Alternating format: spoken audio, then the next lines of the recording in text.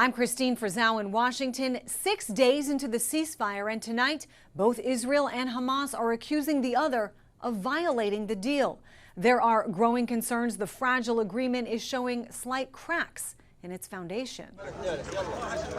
On the fragile ceasefire in Gaza, feelings of hope interwoven with those of despair and concern of an agreement being tested at every turn. This woman says they've made promises to us in the past, but no one has done a thing. Of the 4 bodies of hostages handed over by Hamas Tuesday, the DNA of one of them does not match the DNA of any hostages.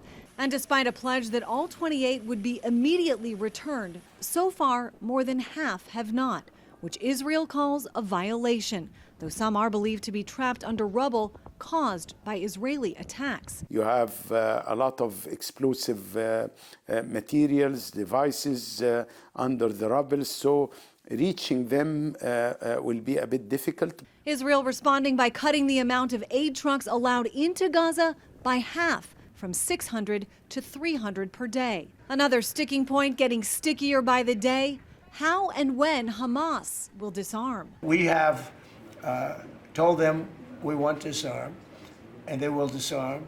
And if they don't disarm, we will disarm them.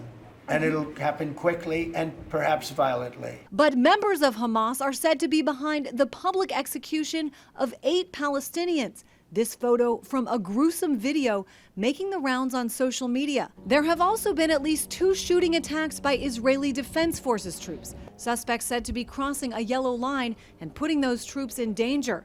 Troops set to stay in certain parts of Gaza for the time being. First, Hamas has to give up its arms. And second, you want to make sure that there are no weapons factories inside Gaza. There's no smuggling of weapons into Gaza. That's demilitarization. We agree that that's part of the plan. That plan, based on President Trump's 20-point ceasefire deal, still has many more phases to work out. That includes answering the question of who will secure and govern Gaza for the foreseeable future.